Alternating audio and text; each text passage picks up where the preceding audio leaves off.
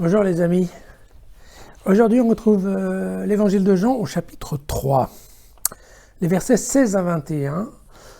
Vous savez, on continue cette conversation qu'il y a eu entre un juif un peu sage qui s'appelle Nicodème et qui est venu de nuit, pour ne pas être connu, parler avec Jésus, essayer de tenter de comprendre, de se faire expliquer le message en fait de Jésus. Et donc, voilà, on a déjà vu ça il y a très peu de temps, et donc on va maintenant continuer cette conversation avec un autre sujet. Et voilà qu'il lui dit, Dieu en effet a tant aimé le monde qu'il a donné son Fils, son unique, pour que tout homme qui croit en lui ne périsse pas, mais ait la vie éternelle. Car Dieu n'a pas envoyé son Fils dans le monde pour juger le monde, mais pour que le monde soit sauvé par lui. Qui croit en lui n'est pas jugé. Qui ne croit pas est déjà jugé parce qu'il n'a pas cru au nom du Fils unique de Dieu. Et le jugement le voici, la lumière est venue dans le monde et les hommes ont préféré l'obscurité à la lumière, parce que leurs œuvres étaient mauvaises. En effet, quiconque fait le mal hait la lumière, haït la lumière, et ne vient pas à la lumière, de crainte que ses œuvres ne soient démasquées. Celui qui fait la vérité vient à la lumière, pour que ses œuvres soient manifestées, elles qui ont été accomplies en Dieu. Voilà. Alors, ce qui est intéressant dans cette partie, qu'il n'y avait pas forcément très bien avant l'autre, c'est cette phrase qui est « Dieu, en effet, a tant aimé le monde qu'il a envoyé son Fils unique ». Vous savez qu'il a envoyé son Fils unique, ça nous fait penser bien entendu à Abraham qui a écouté l'appel de Dieu et qui est parti pour sacrifier son Fils unique qui était Isaac. D'accord ? On est dans la même veine. Mais je crois que c'est quelque chose qui est important, c'est qu'au départ de cet envoi de Jésus sur terre, il y a l'amour de Dieu pour le monde. Et voilà, donc Dieu a envoyé son Fils pour qu'il fasse des signes, et évidemment, c'est, vous vous souvenez, à partir des signes que l'homme croit, et si l'homme croit, il a accès à la vie éternelle. Vous vous souvenez, il a accès à la vie éternelle automatiquement.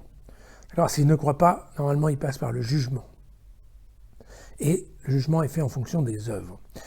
Mais, vous voyez, ici, voilà, Jésus insiste bien que même si la capacité de jugement a été transférée à Jésus, il nous l'a dit avant, mais l'objectif principal de Jésus n'est pas de venir dans le monde pour juger le monde. Voilà, c'est ça ce qu'il faut bien comprendre. Il est venu dans le monde pour parler de son Père et pour que le monde croie en lui. Parce qu'en effet, si le monde croit en lui, vous vous souvenez, il n'y a pas besoin de jugement.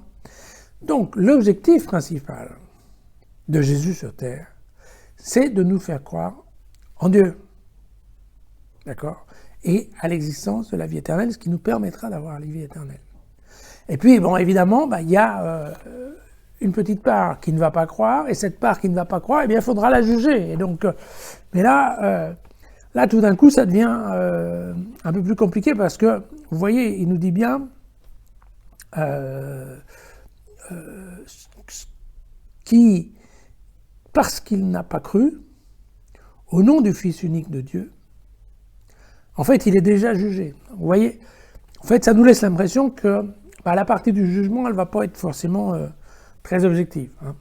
Va pas être facile, quoi. D'accord ? Il faudra vraiment avoir un certain catalogue d'œuvres et de bonnes œuvres pour pouvoir passer sans croire en Dieu. Parce que très clairement, l'idée c'est que voilà, quand on fait du bien, quand on fait des œuvres du bien, eh bien, évidemment, c'est Dieu qui est derrière et qui tire les ficelles, en fait. Ça veut dire, c'est pas vous qui faites le bien, c'est Dieu qui vous fait faire le bien. Et donc, en effet, si la photo, elle est claire en toute objectivité, c'est vraiment, ok, vous croyez le ciel, vous croyez pas le jugement, Et puis dans le jugement, ok, si vous êtes bien, vous montez quand même, et puis si vous n'êtes pas bien, vous êtes condamné. Et vous voyez que là, Dieu, Jésus, il insiste un peu en disant, ouais, il faut quand même vraiment mieux choisir la voie directe, hein, parce que la voie du jugement, elle n'est pas simple, elle n'est pas aussi facile qu'on peut le penser. Puis il y a une autre phrase qui est très intéressante, c'est la lumière est venue dans le monde. Vous savez que plus tard, Jean au chapitre 8 dira « Je suis la lumière du monde ». Et donc, ça fait partie des points clés de l'évangile de Jean, c'est cette histoire de lumière. Donc pour lui, c'est un terme qu'il aime bien et qu'il va répéter souvent. Et donc, évidemment, on a droit à une petite leçon de morale, hein, qui est que, ok, qui fait le bien n'a pas peur de la lumière, parce qu'a priori, comme il fait le bien, eh bien, il a sa conscience pour lui, aucun problème à montrer ses œuvres, qu'évidemment, quand on est en train de faire le mal, eh bien, on a la conscience contre nous, on est un peu honteux, et en fait, on essaye de se cacher, tout simplement. Et donc, et c'est ça l'idée qui est derrière. Bon, si vous faites le bien, normalement, comme vous n'avez pas peur de vous cacher, voilà. Et donc, c'est pas vous qui faites le bien, c'est Jésus qui est derrière.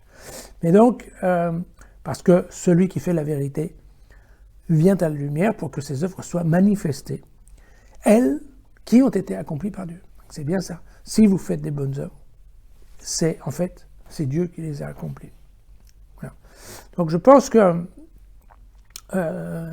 c'est important. Encore une fois, on reprendra à la fin de l'évangile de Jean, on reprendra les phrases principales. Souvenez-vous, dans ces évangiles qui sont un petit peu compliqués pour le vocabulaire, l'important c'est de se souvenir des mots-clés, des phrases clés. Alors typiquement, la phrase clé ici, c'est typiquement je suis la lumière du monde. Et puis, Dieu a tant aimé le monde qu'il a envoyé son Fils unique. Donc voilà. Et puis, c'est ça dont il faut se souvenir. Il ne faut pas trop se souvenir du fait que Jean insiste un peu en nous disant, bon, écoutez, vous croyez en moi, ou sinon vous êtes cuits. À demain.